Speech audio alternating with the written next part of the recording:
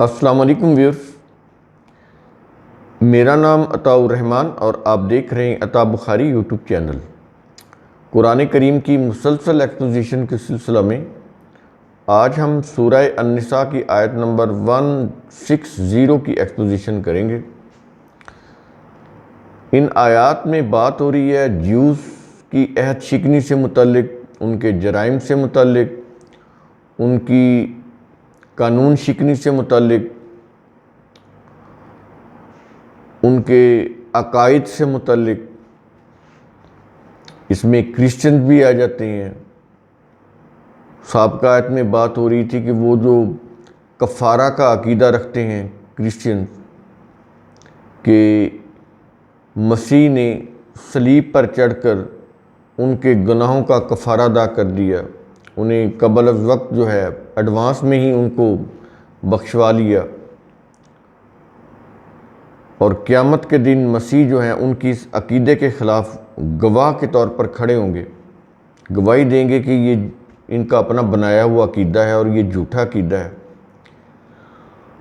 یہ سابقہ آیت میں بات ہوئی۔ تو یہ جتنی بھی ان کے عقائد ہیں یا ان کی خلاف ورزیاں ہیں، ان کا ذکر کیا جا رہا ہے ان آیات کے اندر، سابقہ آیات میں بھی۔ اب یہاں پر جیوز سے متعلق بات یہ کی جا رہی ہے کہ اس طرح کی وہ قانون شکنی کر رہے تھے، عہد شکنی کر رہے تھے، تو اس لحاظ سے انہیں معاشرے کے اندر تباہیاں آ رہی تھیں، مصائب کا سامنا کرنا پڑ رہا تھا۔ قرآن کریم اس کی بات کر رہا ہے،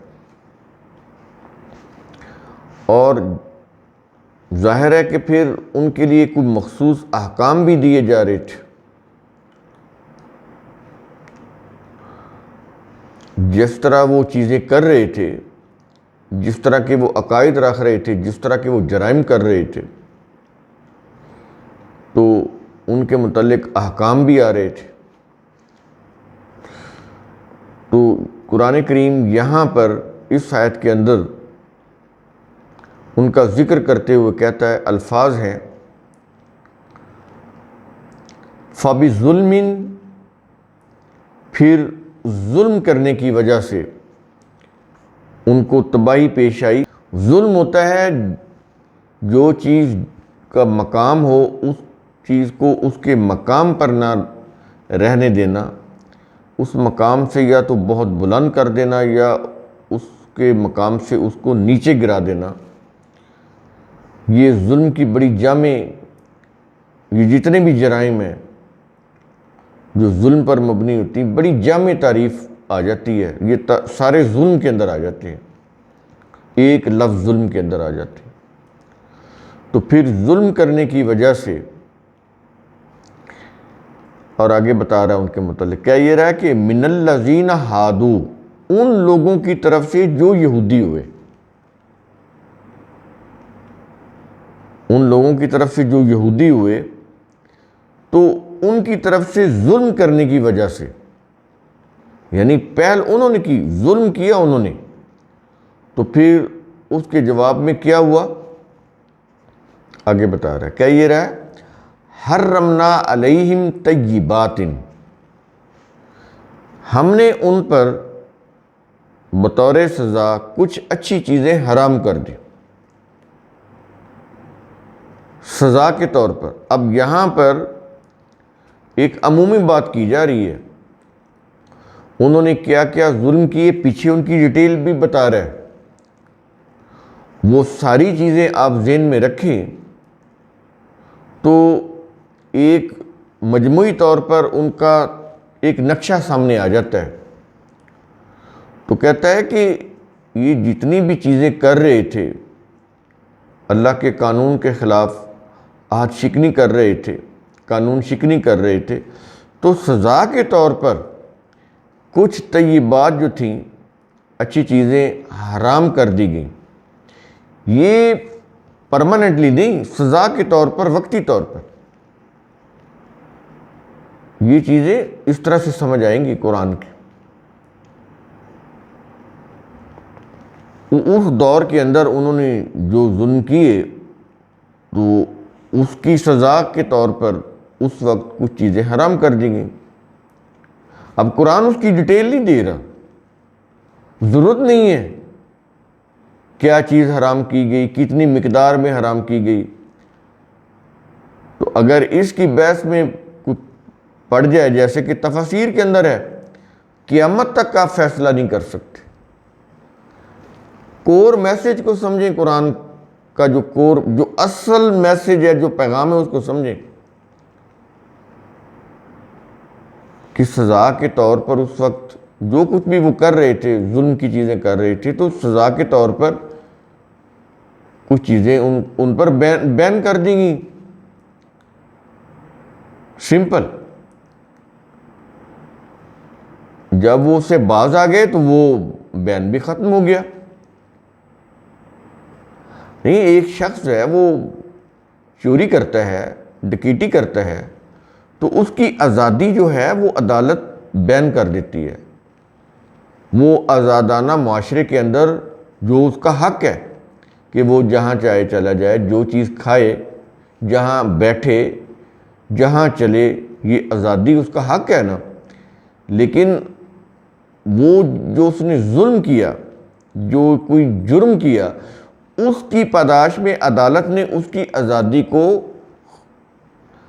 ختم کر دیا، جیل میں بند کر دیا اس کو۔ اب وہ باہر نہیں جا سکتا، حالانکہ وہ یوں کہہ لیں کہ وہ اچھی چیز تھی۔ آزادی جو ہے یہ انسان کا رائٹ ہے، ہر انسان کا، لیکن چونکہ اس سے معاشرے کو نقصان ہو رہا ہے تو اس کے اوپر پھر کوئی قید و بند تو ہونا چاہیے نا، کوئی لمٹ تو ہونی چاہیے، کوئی سزا تو ہونی چاہیے تاکہ باقی لوگ تو متاثر نہ ہوں۔ تو قرآن کریم اس طرح سے بات کر رہے ہیں۔ تو وقتی طور پر جب تک انہوں نے اپنے آپ کو ٹھیک نہیں کیا تو ایک ڈسپلن کے طور پر کچھ چیزیں ان کے اوپر حرام کر دی گئیں، پروہیبٹڈ کر دی گئیں۔ اور آگے کہتا ہے کہ کون سی چیزیں حرام کر دی گئیں؟ کہتا ہے کہ احلت لہم، جو ان کے لیے حلال کی گئی تھی وہ ان کے اوپر حرام کر دی گئی۔ کس وجہ سے؟ ان کے ظلم کی وجہ سے، جو وہ غلط کام کر رہے تھے، اس وجہ سے سزا کے طور پر۔ آج بھی عدالتیں اسی طرح ہی سزا دیتی ہیں کہ سزا کے اندر ہوتا کیا ہے کہ جو چیزیں اس کے لیے اس کا حق ہوتی ہیں وہ وقتی طور پر اس کے حقوق سلب کر لیے جاتے ہیں۔ آزادی اس کا حق ہے لیکن وہ سلب کر لیا جاتا ہے کیونکہ وہ اپنے غلط کام سے پورے معاشرے کو متاثر کر رہا ہے۔ اور آگے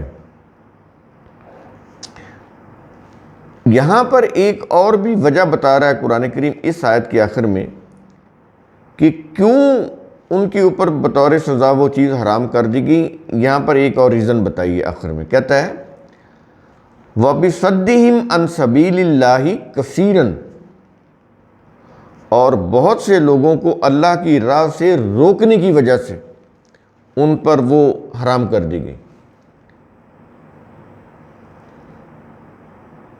جو کچھ اچھی چیزیں تھیں ان میں سے کچھ اچھی چیزیں ان کے اوپر حرام کر دی گئی کیونکہ وہ بہت سارے لوگوں کو اللہ کے راستے سے روک رہے تھے۔ اب یہاں پر یہ چیز سمجھنے کہ یہ جو ان سبیل اللہ، یہ جو سبیل اللہ، اللہ کا جو راستہ ہے، یہ کیا ہوتا ہے جس سے وہ روک رہے تھے؟ سبیل اللہ، اللہ کا راستہ۔ اب آپ نے دیکھا ہے کہ کوئی ایسے سڑک آسمان پر جا رہی ہو تو کہیں یہ اللہ کا راستہ ہے؟ اگر آپ لفظی ترجمہ کریں تو پھر کوئی راستہ نظر آنا چاہیے نا جو اوپر جا رہا ہو اللہ کی طرف۔ زبان ہے، یہ لینگویج ہے، سمجھنا پڑے گا۔ سبیل اللہ، اللہ کا راستہ، یعنی انسانیت کی بھلائی کا راستہ۔ وہ شاہراہ، وہ راستہ جس کے اوپر چل کر معاشرے کی، انسانوں کی فلاح ہو، بلائی ہو، بہتری ہو، وہ سبیل اللہ ہے۔ تو انسانیت کی جو منزل تک پہنچانے والا راستہ، قرآن اس کو سبیل اللہ بولتا ہے، اللہ کا راستہ جو انسانیت کی فلاح کی طرف لے کے جاتا ہے۔ اس پر چلا ہی اس لیے جاتا ہے تاکہ انسانوں کو فلاح ملے، انسان جو ہیں وہ ظلم سے بچ سکیں۔ تو یہ جو لوگ تھے، یہ جو جیوز تھے، وہ بتا یہ رہا ہے کہ پیچھے جیوز کی بات ہو رہی نا پچھلی آیت کے اندر، وہ روک رہے تھے ان کو اللہ کے راستے سے۔ کیسے؟ اپنی شریعت بنا کر۔ بڑی قابل غور چیزیں ہیں جیوز کے علماء اور مشائخ، وہ اپنی شریعت بنا کر اللہ کے راستے سے لوگوں کو روک رہے تھے۔ کرسچن نے بھی پھر یہی کیا، آج ہم سو کالڈ مسلم بھی یہی کر رہے ہیں، اپنی اپنی شریعتیں، اپنے اپنے فقہ، اس پر مبنی فرقے، مسالک چل رہے ہیں ہم، ان میں قرآن نہیں ہے کہیں پہ، فرقوں میں بٹے ہوئے ہیں، ہر فرقے کی فقہ شریعت مختلف ہے، پھر اس اختلاف کی وجہ سے ہر فرقہ دوسرے فرقے کے لوگوں کو کافر کہہ رہا ہے۔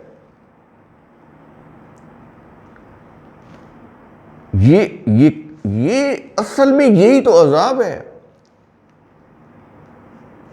جس کی وجہ سے ہم دن بدن ذلت اور خواری میں،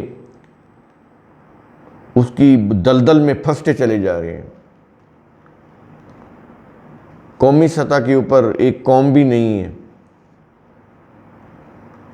پولرائزڈ ہو چکے ہیں ہم، سیاسی طور پر بھی، مذہبی طور پر بھی۔ تو ہماری کوئی شناخت جو ہے وہ قومی طور پر تو ہے ہی نہیں، شخصیت پرستی میں ہم مبتلا ہیں، وہ سیاسی شخصیات ہوں یا مذہبی شخصیات ہوں، اور سب سے بڑا یہ شرک ہوتا ہے، شخصیت پرستی۔ اس میں عقل نہیں، فکر نہیں، غور و فکر نہیں، تحقیق نہیں، دلیل نہیں۔